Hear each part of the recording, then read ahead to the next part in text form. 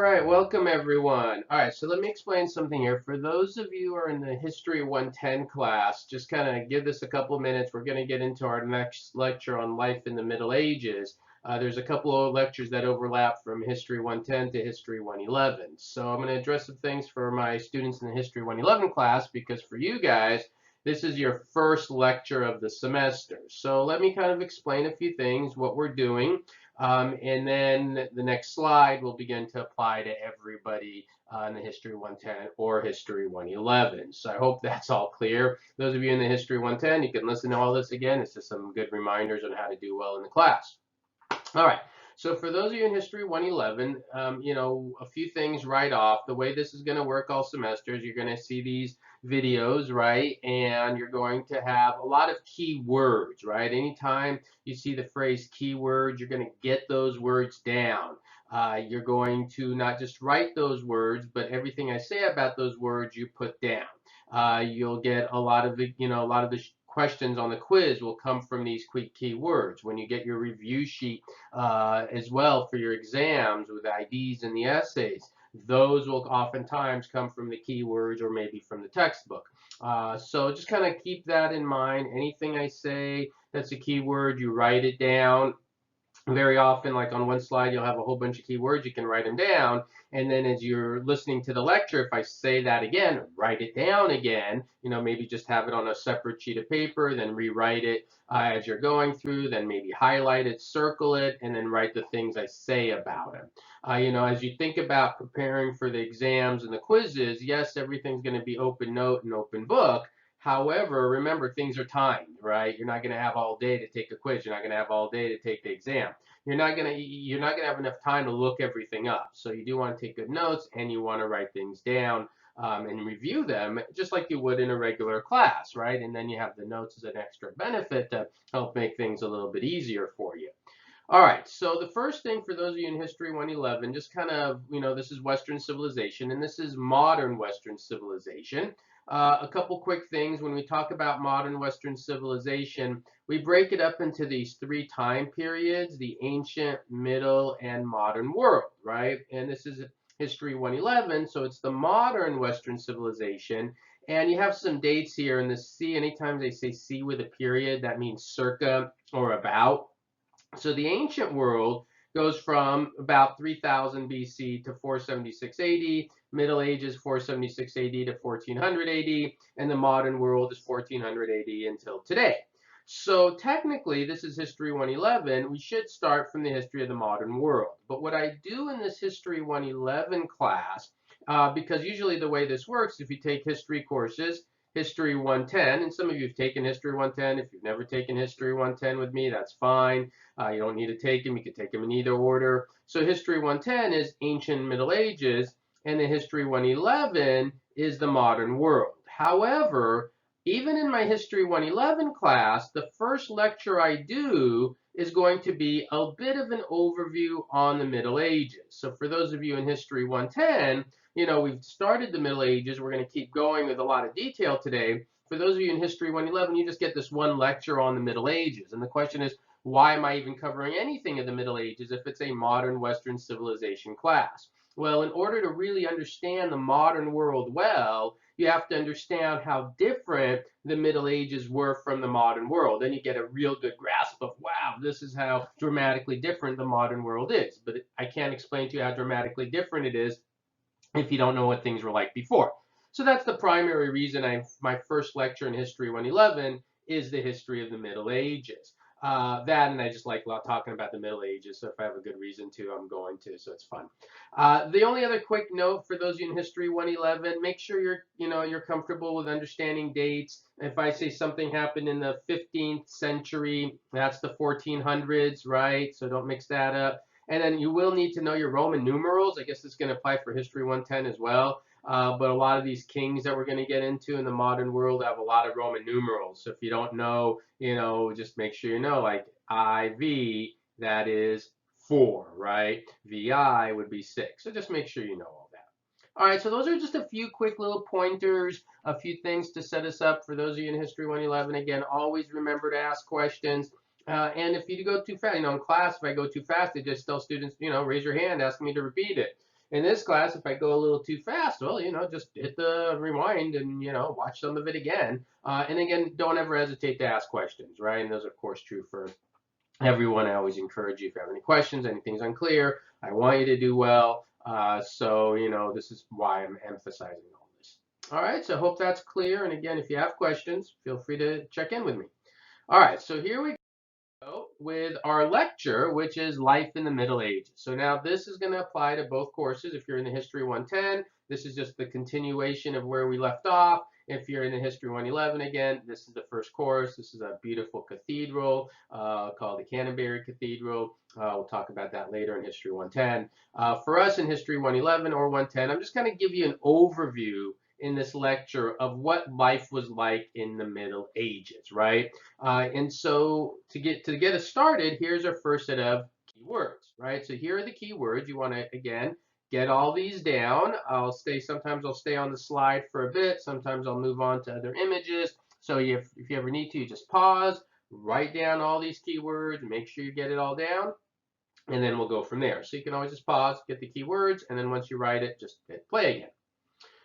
All right, so as we look at life in the Middle Ages, this is the first set of keywords I want you to know. The first three here are really important because essentially when we talk about what life was like in the Middle Ages, I want you to understand what it'd be like to live in that time period. And I'm primarily looking at the period between about 800 and 1200 AD. I gave you that broad range of when the Middle Ages are, right, 476 to 1400, but this is at the kind of the heart of the Middle Ages.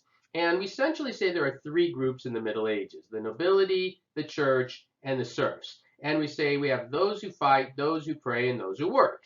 And the percentages that you see here are the estimated rough percentages of what they represented in Western civilization. So the nobility was about 3%, the church was about 6%, and all the other people, they weren't all serfs, by the way. I just kind of am using that term, and we'll explain what this term means a little bit later. They're 90% of the population, right? So, those are the three different groups we have. And as we look at those three groups, we'll have a good idea of what the Middle Ages was like. So we're going to start with the nobility.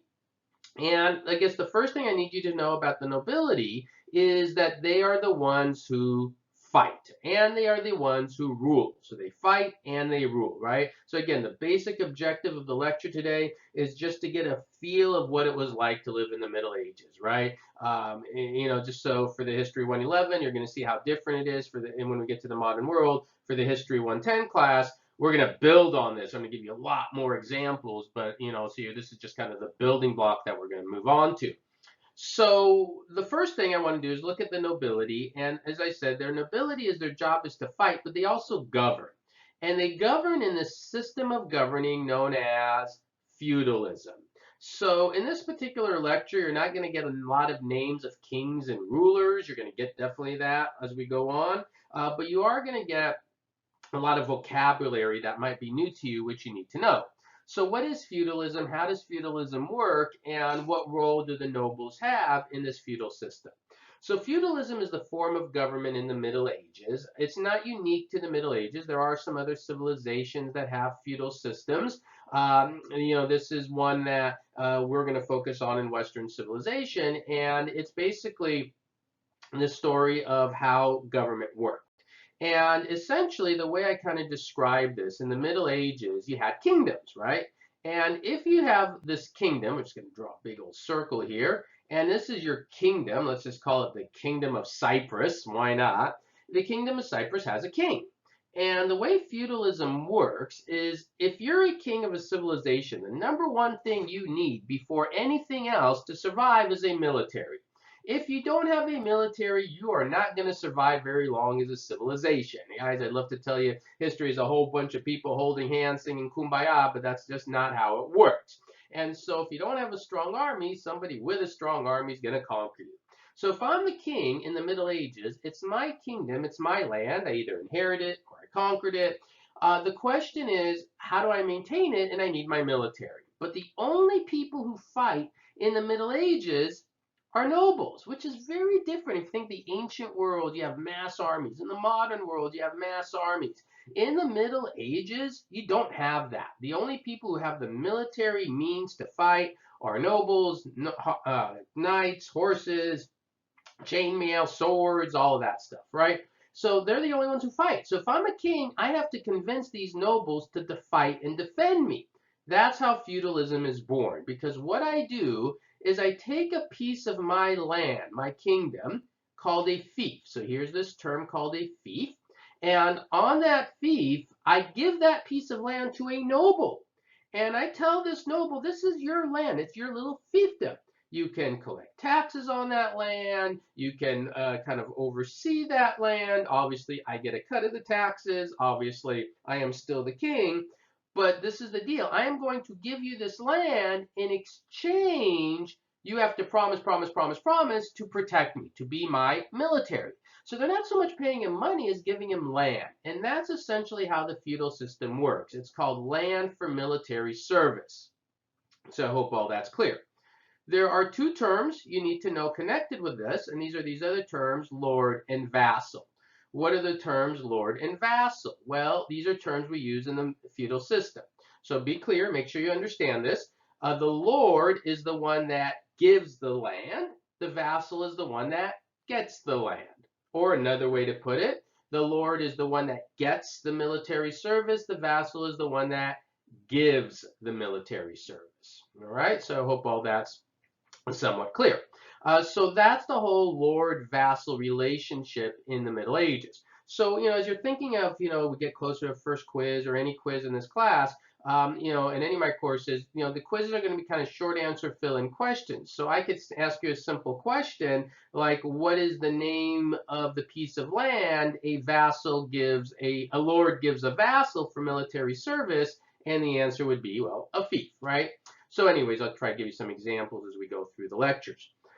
All right, so that all sounds great. So let's say one day, here's the king. We had a king of Cyprus here, and the king of Cyprus says, we're off at war. We got to go fight wars. So he goes to all his vassals because he's given, parts of his land, all sorts of different places, and he gives this land expecting these vassals to fight for him. So one day, he goes to his vassals and says, hey, vassals, come fight for me. The question is, why do the vassals go? Because what if the vassals don't want to go? What if the vassals say, no, we're not going, I don't want to? Well, they never would say no. And the reason they would never say no goes to our next kind of story that we're going to start here and move on with some other slides, and that is the role of the church. Follow me on this. That when the lord and vassal meet to make this agreement of land for military service, the vassal, right, the vassal is going to take an oath, either the oath of homage or fealty, one of two oaths, right? So what are these oaths of homage and fealty? What do those terms mean? If you don't know what those terms mean, obviously you want to get the definition down. They basically mean the same thing. Homage and fealty mean honor, loyalty, respect, obedience. Sometimes we pay homage to someone. So the lord and vassal would meet in a public place. And then there would also be a relic involved in this oath ceremony. What is a relic? Well, a relic is a religious artifact. It might be a bone of a saint or a true piece of the cross, right? Something of religious element to it. And the lord and vassal would meet in a public place, and the vassal would be on his knees. He'd put his arms out together towards the lord. Well, you could see this, right? And he would basically say to the lord the following oath, something along this line. Sir, I enter your homage and faith and become your man by mouth and hands, and I swear and promise to keep faith and loyalty to you against all others and to guard your rights with all my strength. Very simple oath to the point. And then they'd all go on their way.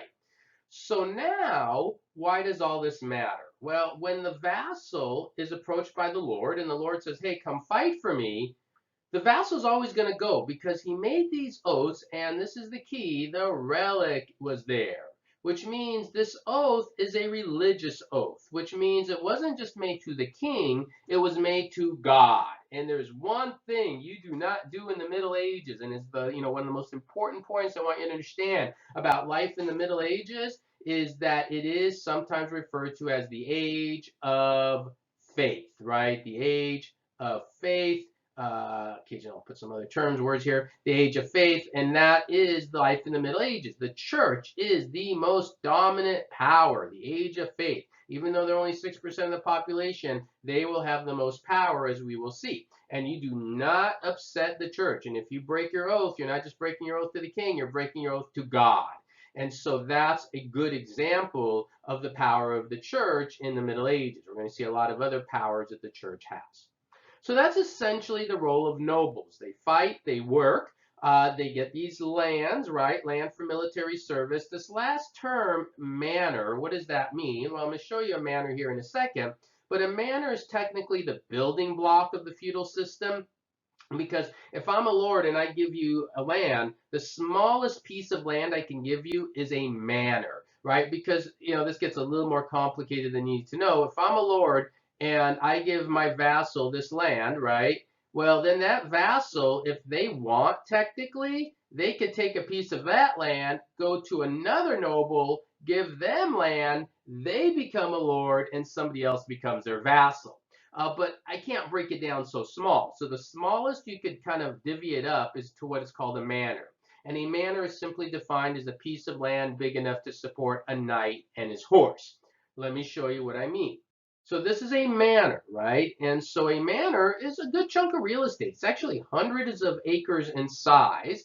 And it's on these manors that you're going to have a lot of various fields. It's mainly open fields, plowing fields, as you could see there, and it's a little village essentially. But it's got to be hundreds of acres because this is the land that the vassals are living on that they make their livelihood off, so then they can go fight for the king.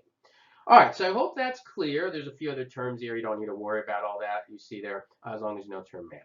All right, so I hope all that's clear and you understand now how the feudal system works. That's how government systems worked in the Middle Ages, right? So feudalism.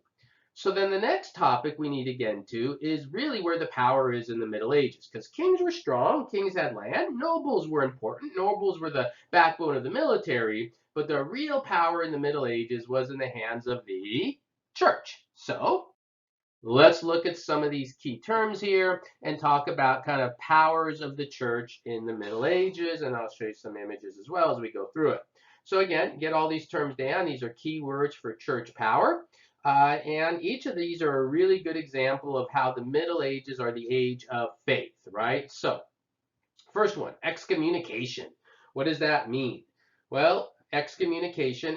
And by the way, the other thing that's nice about these lectures is if, you don't have to sit in one go and watch the whole thing. A lot of these lectures are going to be about 30 minutes, 35 minutes. Some of the lectures are 15, 20 minutes. Some are a little longer. But, if at any point you find like, okay, I'm going to stop here and keep going later, you could do that, right? Just don't fall behind. That's the big thing. Don't wait until, 2 weeks, 3 weeks later, and then say, oh, I'm going to go watch these lectures from week 1. That's going to kill you. You can't do that, right? So just kind of keep on top of them. You almost have to think about this as like, if I put up 2 lectures in a week, Monday, Wednesday, Tuesday, Thursday, whatever it is, give yourself time to listen to them and take the notes and then review. All right, so anyways, powers of the church. Let's start. Excommunication. Very simple. That means being kicked out of the church, right? And if you're excommunicated, that would be a problem for you in the Middle Ages because, again, it's the age of faith. You get kicked out of the church, you can't achieve salvation. This is such an important power that in the Middle Ages, the church is even going to use this power of excommunication against kings. In History 111, I don't get into any examples of that. History 110 will give several examples of that. So for now, just as long as you know that term, you're good. Indulgences. What does that mean? Well, indulgences has to do a lot with salvation. So in the Catholic Church, and remember at this point in history, Christianity is the dominant faith, but there's only one Catholic Church. This is before the Protestant Reformation. There isn't, Protestantism and Anglican Church and all the different denominations. So there's one Catholic Church. And to achieve salvation, you have to listen to the Catholic Church. And one way to achieve salvation is through indulgences.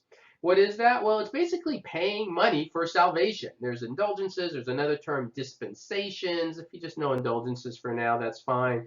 Essentially, it means, paying money for salvation. You commit a sin, you give money to the church. Church removes your sin. You get time off purgatory, kind of the waiting ground, or you just get the sin removed, and then you can achieve salvation. Now, it's not completely a crazy idea because let's think about this. Let's say somebody's really done something wrong. They've really sinned. All right, you go to the church, say, church, I've sinned. Here's donation. What is the church supposed to do with that money? Well, the church is supposed to take that money and feed the unfed, clothe the unclothed, help the needy. Okay, that doesn't sound too crazy. But there's an old saying, and we're going to see this quite often in any history course, which is absolute power corrupts absolutely. Whether it is the Roman emperors or the modern totalitarian rulers, or any institution, absolute power corrupts absolutely. It's not necessarily connected with a religious issue, right? Well, in the Middle Ages, the church had absolute power. And guess what? They're going to become corrupt. And the money is not going to go to help the people. It's going to go to help the church until you get the Protestant Reformation and then things start to change. And, today, obviously it depends where you're looking. A lot of churches hopefully do good work. Most churches do good work. They go, they help the needy, they help the poor, they have, clothes drives, whatever they could do to help. Obviously, are there exceptions? Sure. But that's the goal, right? In the Middle Ages, as the church became so powerful, they become corrupt. And again, this is not a unique story to the church. If you look at any modern government, there's an old saying, the bigger the government, the smaller the individual. The stronger the government is, the more they control your lives and the more corrupt they become. And so that's kind of an important point to always keep in mind. All right. So anyways, those are a couple other powers the church had. Next, truce of God, peace of God. What are those? Well, in the Middle Ages, the church had so much power that they were the ones who basically determined when you can fight and not fight. So we'll start with the truce of God. Basically, the truce of God is if the church said, stop fighting, everyone had a truce. They would stop fighting, right? So can you imagine that today or in the modern world, the Pope says, all right, guys, stop fighting, and everyone stopped fighting, World War I, World War II, whatever. It's like not going to happen. In the Middle Ages, if the Pope said stop fighting, people would oftentimes stop fighting. That's the truce of God. Peace of God, similar, that I can, as a religious leader, say, I am putting a peace of God on this particular village. And then you don't attack that village. And so, again, this is the peace of God. But the point of these is it kind of shows the power and the influence of the church in the Middle Ages. All right, the next thing here is kind of interesting to talk about, trial by ordeals, and then Bayeux Cathedral will explain that. So trial by ordeal. So in the Middle Ages, how is someone determined to be innocent or guilty? Well, they'd have these trials called trial by ordeals. I'm going to give you just a couple of examples. So one example is they would take somebody who was accused of a crime, and they would take him to a lake. A priest would come along, make a blessing on the water, right? So here you have your lake, right? And then the priest would come along, make a blessing on the water, all good. And then the accused person would be taken, thrown into the water. Now, if they are guilty, okay, they float. Why do they float? Because the water is holy. And so the water is rejecting them. Rejecting them, you're guilty.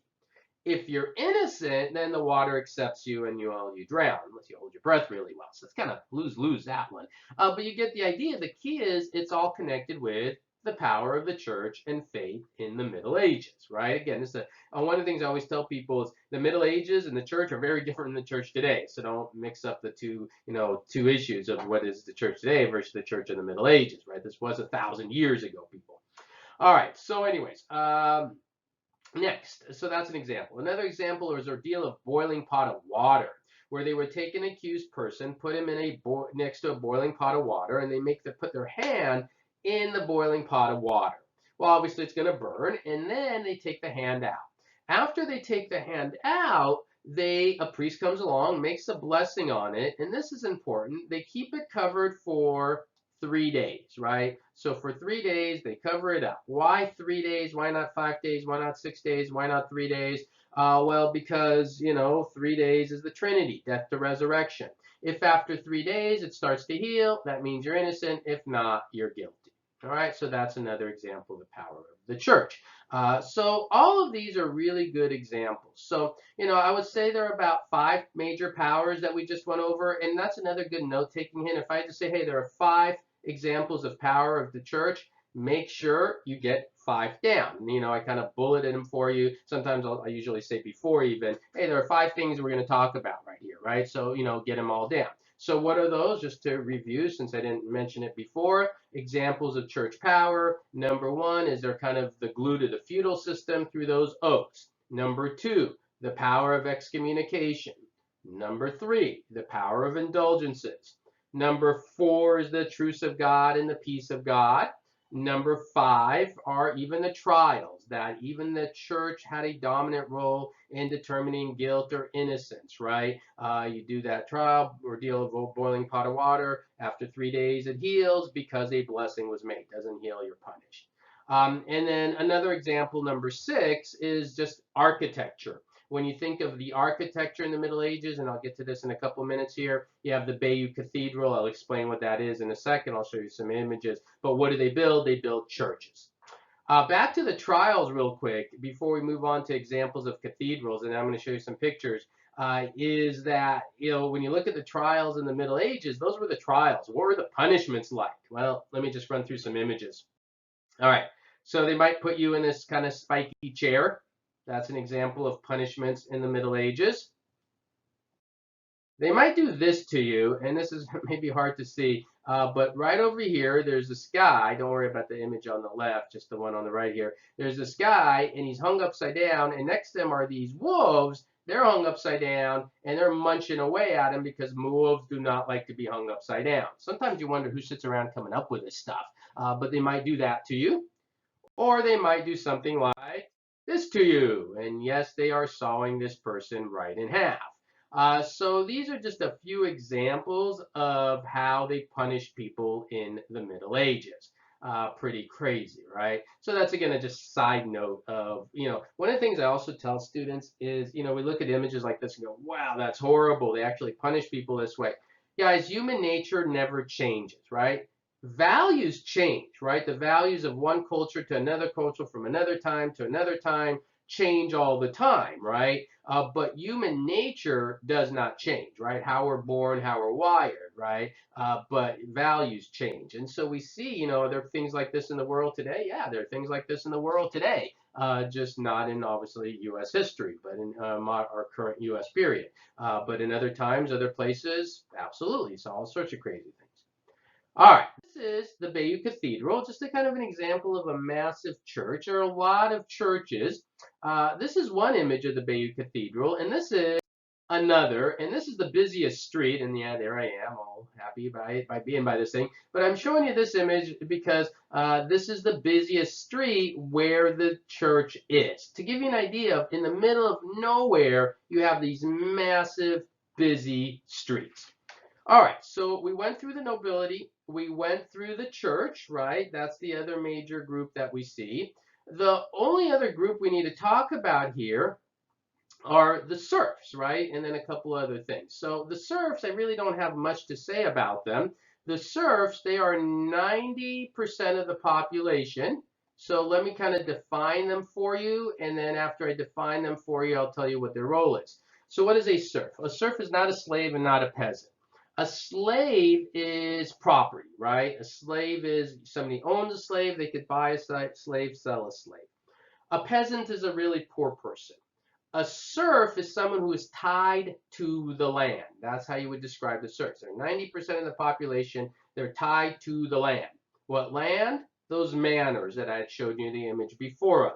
And they're tied to the land, and all they do is work. And that's it. They work the fields day in, day out, and that is their job. If you're born a serf, you're probably going to die a serf. The concept of social mobility is just not in there. I hope you understand what I mean by social mobility. That you come in with very little and then you work hard and you could succeed in life, right? The whole kind of idea of what you have from in the United States of America, you work hard, you rise up, you succeed in life, right?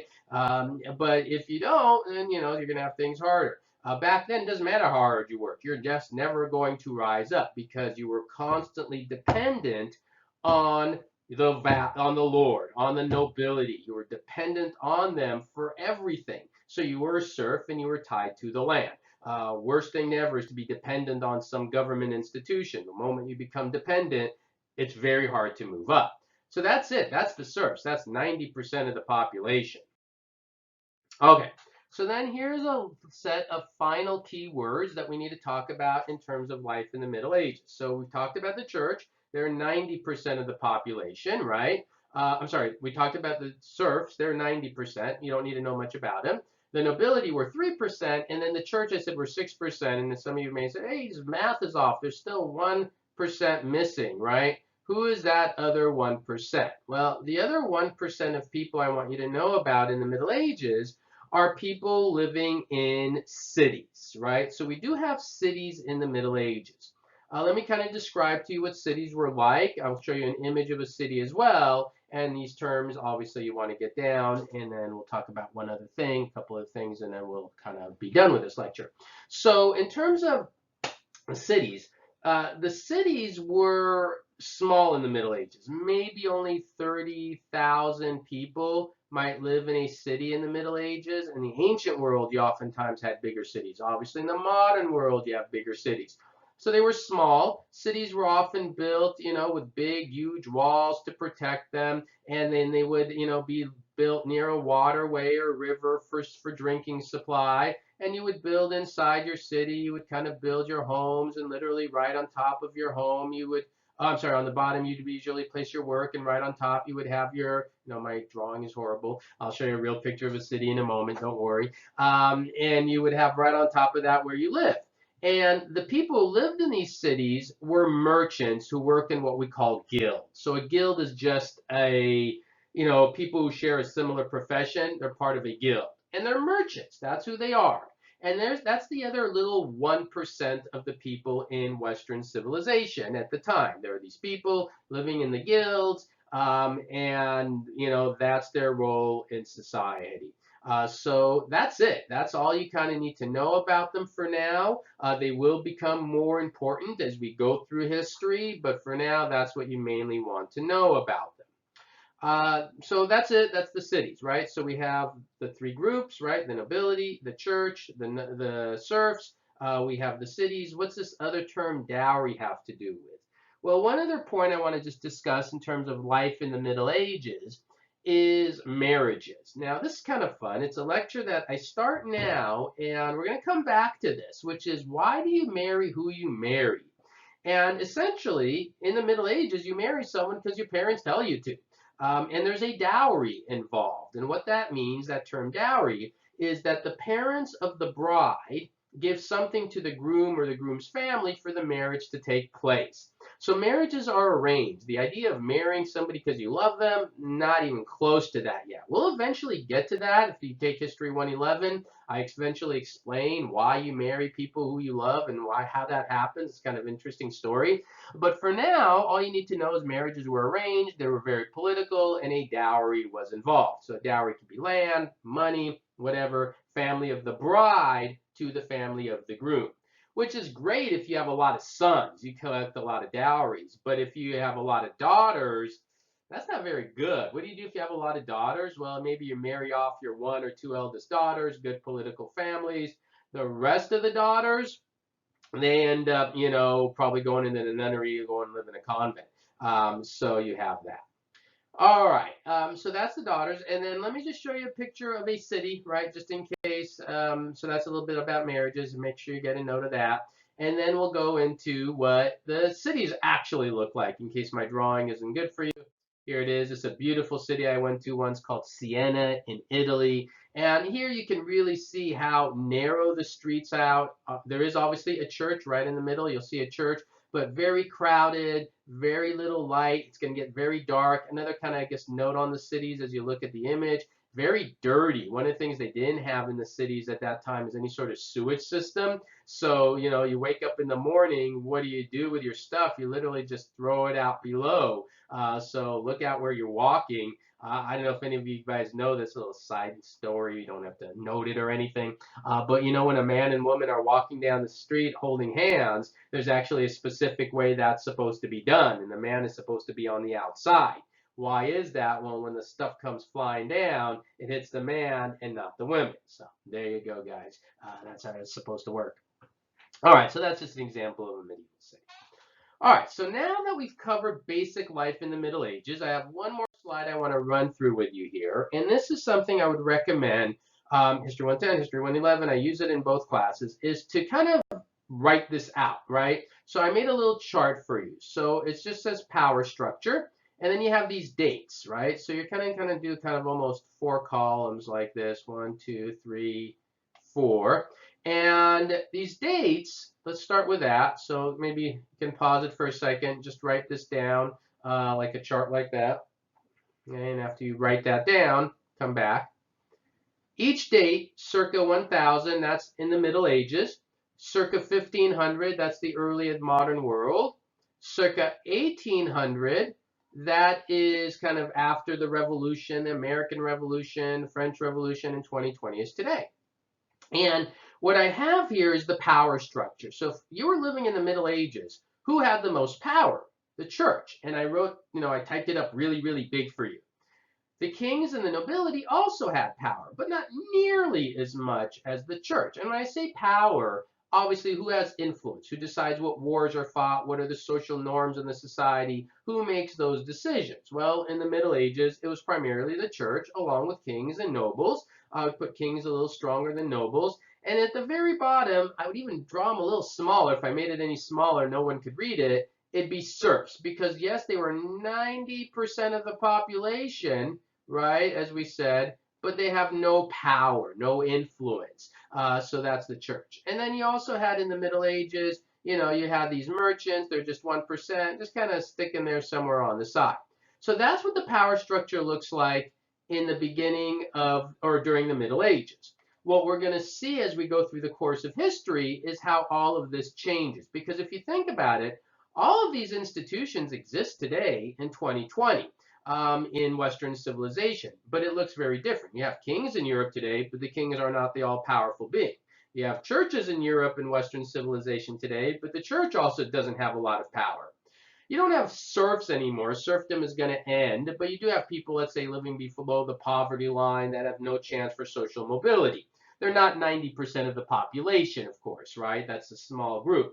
You have obviously a lot of merchants, middle-class people. They have influence. So we eventually see how the power structure changes. And this is one of the reasons, for those of you in History 111, I start with this lecture. Because to understand, one of the themes we cover in Western civilization is power. Who has it? What do they do with it? We're going to talk a lot about, various, monarchs and how they ruled and how they governed. And you really want to understand how the power structure changes. So whether you're in History 110 or History 111, you can come back to this chart. In History 111, we'll just kind of get History 110. We just get to the modern world. History 111, we'll hopefully be able to trace it all the way until the end of our current times. All right, so I hope all that is clear. Again, for History 110, we're just going to kind of keep going with life in the Middle Ages. For History 111, we're going to then move forward to the modern world a bit more. So that covers all the material for the basic lecture, Life in the Middle Ages. Now, for those of you in History 111, I have a couple other slides I'm going to show you to help you review and study. For those of you in History 110, you can watch this. It's just always good to have some extra review on how to prepare and study. For History 111, definitely keep watching a few more minutes here. And again, this is a little longer lecture than most of them are going to be, because it's the first lecture for the History 111 class, and I really want to make sure everybody's clear on how to do well. All right, so here we go. So for your quizzes, right? So you're going to have quizzes in this class, 3 quizzes, short. You mainly fill in questions, maybe some short answer, maybe some true false, maybe a couple multiple choice, but mainly they're fill in. So from today's lecture, for example, I might ask you, the oaths of blank and fealty were part of the feudal system. Homage and fealty. The power to remove someone from the church is known as blank, excommunication. So what I would recommend is write out questions, not just take notes, write out questions, practice that way. This is a good way to review and make sure you're really prepared for the quiz, because yes, you'll be able to use your notes for the quiz, but if you get to the day of the quiz and you have, I think I give you like 15 minutes to answer these short answer, like 20 of these short answer fill-in questions, it's going to be hard to go look up all this information, right? This is just one lecture. This is going to be based on several lectures. You're not going to have times. But if you review it, know it well, you know where things are in your notes, you've studied it, you've done these questions, then you'll be able to do really well on the quizzes. So, that's what I would recommend. Not just take the notes, but write things down, rewrite your notes, write out short answer questions, and I would come up with as many as you can from each one. So that's for the quiz, right? And so for each quiz, that's a good way to prepare. Now, you have 3 quizzes, each is 10% of your grade. You also have a midterm and final. The midterm is 30%, the final is 30%. Those are 30% of your grade, and those are not short answer fill-in, those are IDs and essays.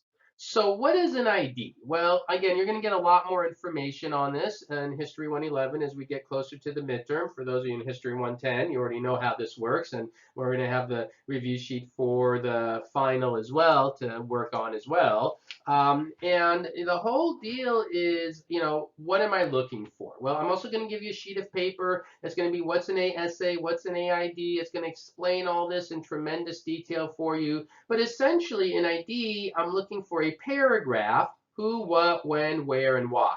When I say when, circa is enough. You guys don't need to memorize exact dates. Nobody needs to tell me Louis the 14th, ruled until 1714. I know that because, that's what I do.